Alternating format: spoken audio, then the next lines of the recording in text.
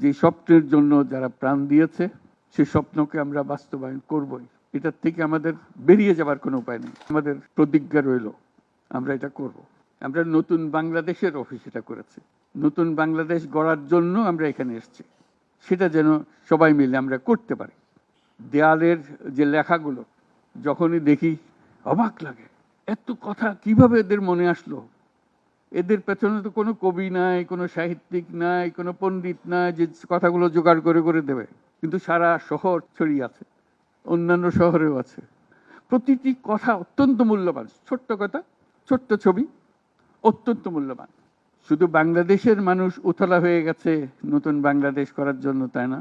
আমাদের যত বাংলাদেশি সারা দুনিয়া জুড়ে আছে, তোমরা একটু আগে বলেছো তাদের কথা, তারা সবাই বলছে যে আমরা আসতে চাই, আমরা এই নতুন স্বপ্ন বাস্তবায়নে শরিক হতে চাই। কাজে তারা, তোমরা যে ঢেউ উঠিয়েছো শুধু এখানকার মনে না, সারা দুনিয়ার বাংলাদেশিদের মনে এই ঢেউ উঠিয়েছে, তারাও যোগ দিতে চায়। যারা বাংলাদেশি নয়, অন্যান্য দেশের তরুণরা, তারা বলছে আমরাও দেখতে চাই, কারণ আমাদের দেশেও এরকম দরকার। কাজে এটা কোনো সীমাবদ্ধ নয় যে বাংলাদেশের মনের মধ্যে তোমরা প্রচন্ড ঢেউ জাগিয়ে দিয়েছো, প্রচন্ড স্বপ্ন জাগিয়ে দিয়েছো। তোমরা সারা পৃথিবীর তরুণকে জাগিয়ে দিয়েছো যে এই তরুণদের হাতেই সৃষ্টি হবে নতুন পৃথিবী। কাজেই তোমরা যেটা করলা সেটারই একটা সূত্রপাত, তরুণদেরকে দিয়েই নতুন পৃথিবীর সূত্রপাত। এটা শুধু নতুন বাংলাদেশের সূত্রপাত না, এটাই নতুন বাংলাদেশের মাধ্যমে নতুন পৃথিবীর সূত্রপাত করছো তোমরা। তোমরা ইতিহাস।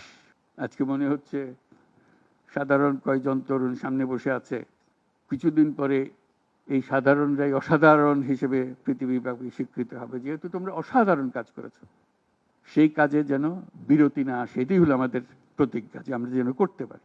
আমার একটা প্রস্তাব থাকবে, নাহিদ, আসিফ এবং তোমাদের সবাইকে, অন্তত মাসে একটা করে চিঠি লিখো আমাদের কাছে। শুধু স্মরণ করিয়ে দেওয়ার জন্য এটা বাকি রয়ে গেল, এটা ঠিক হলো না। কারণ আমরা হয়তো অনেক সময় মাথার থেকে ছুটে যাবে, যেহেতু তোমরা যেভাবে দেখে এসছো আমরা সেভাবে দেখতে জানি না। সেই জানানটা দেওয়ার জন্য আমাদেরকে গুঁতো দিতে হবে, স্মরণ করিয়ে দিতে হবে, যাতে করে আমরা এটার থেকে বিচ্যুত হয়ে যেতে না পারি।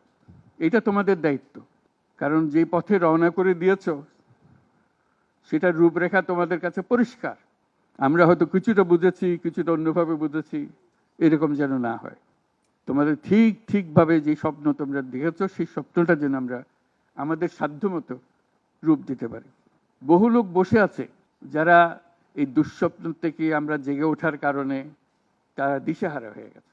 একদিন চুপচাপ শুয়ে শুয়ে দুঃস্বপ্নের মধ্যে এরা ছিল, দুঃস্বপ্ন দেখছিল, আমরা শান্ত আনন্দ সহকারে লুটপাট করে যাচ্ছিলাম, হঠাৎ করে গোলমাল হয়ে গেল। তারা কি চুপচাপ বসে থাকবে? মোটেই না।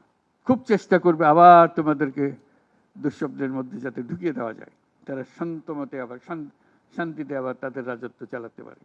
তারা চেষ্টার ত্রুটি করবে না। কাজে যে কাজ শুরু করেছো এই কাজ সমাপ্ত না হওয়া পর্যন্ত এর থেকে বেরিয়ে যেও না। বাংলাদেশের জন্ম থেকে আজ পর্যন্ত এই সুযোগ আর আসে নাই, যে সুযোগ তোমরা আমাদের হাতে তুলে দেবে। এই সুযোগ যেন হাতছাড়া না হয়। এই সুযোগ হাতছাড়া হলে বাংলাদেশের আর কোনো ভবিষ্যৎ থাকবে না। কাজে এইটা যেন শুধু রাষ্ট্র নয়, পৃথিবীর সম্মানিত রাষ্ট্র হিসেবে প্রতিষ্ঠিত হতে পারে, যেহেতু তরুণরা এটার হাল ধরেছে। এই কারণেই এটা ভিন্ন, এই কারণে এটা ইউনিক, অনন্য। এই অনন্য একটা দেশ আমরা তৈরি করতে চাই। তোমাদের চিন্তায় স্বচ্ছ, তোমাদের চিন্তায় সঠিক, এটা মুঠো থেকে ছাড়বে না, হাত থেকে ছাড়বে না, এবং আমাদেরকে স্মরণ করিয়ে দেবে যদি আমরা এটার এই স্বপ্নের থেকে দূরে সরার কোনো কাজ করে ফেলে। আমাদের কারো কোনো ইচ্ছা নাই এই স্বপ্ন বাইরে যাওয়ার, এই স্বপ্ন বাস্তবায়ন করাই আমাদের সার্বক্ষণিক কাজ।